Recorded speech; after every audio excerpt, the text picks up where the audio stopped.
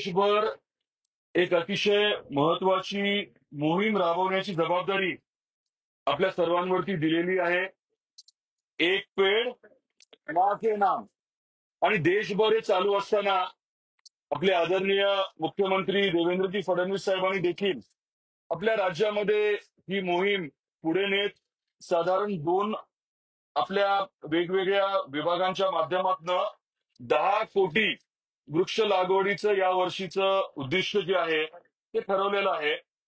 आपल्या जिल्ह्यामध्ये आपले जिल्हाधिकारी आणि जिल्हा प्रशासनाने जनतेला बरोबर घेऊन आपल्या सर्वांना बरोबर घेऊन आजच्या या दिवशी 19 जुलै 2025 या दिवशी आपल्या धाराशिव जिल्ह्यामध्ये 15 लाखापेक्षा जास्त वृक्ष लागवड करून एक जागतिक रेकॉर्ड करण्याचा निर्धार केलाय.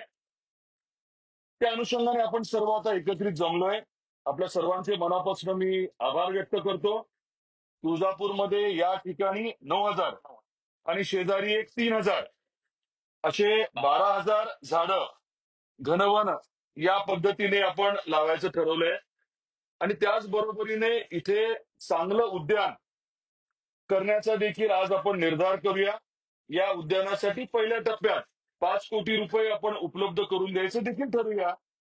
हे उद्यान जे आहे ते आपल्या नागरिकांसाठी निश्चित उपयुक्त राहील. सर्वांना वडीलधारी असतील, लहान मुलं असतील, महिला असतील, सगळ्यांना उपयुक्त अशा गोष्टी या उद्यानामध्ये आपण आवर्जून करू. आणि येणारे जे पर्यटक आहेत त्यांच्यासाठी देखील हे उद्यान अतिशय आकर्षक होईल अशा पद्धतीची खबरदारी आपण सर्वजण मिळून घेऊ. आज वेगवेगळ्या शाळेतले विद्यार्थी देखील आवर्जून आलेले आहेत. अनेक पालक आलेले आहेत, नागरिक आलेले आहेत, अधिकारी आलेले आहेत. सर्वांचे मी मनापासून आभार व्यक्त करतो.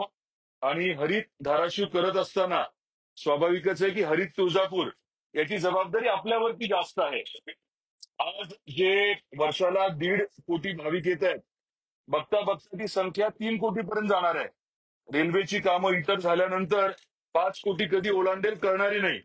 त्यामुळे आपली सर्वांची खूप मोठी आता जबाबदारी आहे, वाढलेली आहे. आणि त्या पद्धतीने आपण सर्व मिळून काम करूया. आज आपण सर्वांनी जो वेळ दिला त्याबद्दल आपले मनापासून आभार व्यक्त करतो. आणि याच निमित्ताने धाराशिवमध्ये वेगवेगळ्या ठिकाणी जवळजवळ 300 ठिकाणी अशा पद्धतीचं काम जे आहे ते चालू आहे. सर्वांचे मी मनापासून अभिनंदन करतो. आणि मोदी साहेबांचं स्वप्न, देवेंद्रजींचं मार्गदर्शन याच्या माध्यमातून ताकदीने देश जो पुढे जातोय तिथे आपण कुठे मागे राहायचं नाही हा देखील आपण आज निर्धार करूया. शेवटचा मुद्दा, फक्त झाडं लावली आणि मग आपण गेलो असं चालणार नाही. या घनवनासाठी एक 10-12 लोकांची नागरिकांची समिती आणि मग काही अधिकारी अशी समिती देखील आज आपण ठरवणं अपेक्षित आहे. पालक समिती म्हणा त्याला, तुम्ही काय नाव द्यायचंय तुम्ही ठरवा. परंतु एका महिन्यानंतर हा जो QR कोड आहे, वेगळेपण काय आहे की प्रत्येक झाडाला QR कोड दिलाय आणि त्याच्यामुळे त्याचं आता रजिस्ट्रेशन होणार आहे. एका झाडाचं आता आपण सर्वांनी मिळून रजिस्ट्रेशन केलंय. तर हे सर्व झाडं जगवण्याचं काम देखील आहे. पुढच्या महिन्यानंतर येऊन आपल्याला झाडाची परिस्थिती काय ती बघायची आहे. आणि मधल्या या 30 दिवसामध्ये, महिन्याभरामध्ये देखील तुम्ही जी पालक समिती करताय त्यांच्या माध्यमातून इथे देखरेख व्हावी ही देखील अपेक्षा आहे. बऱ्याच वेळेस काय होतं, वृक्ष लागवडीचा कार्यक्रम मोठा होतो, सगळेजण येतात, झाडं लावतात आणि नंतर मग दुर्लक्ष होतं. असं आता होऊ देता येणार नाही. आपला हा निर्धार आहे. 2 दिवसानंतर आपल्या आदरणीय मुख्यमंत्री महोदयांचा वाढदिवस देखील आहे.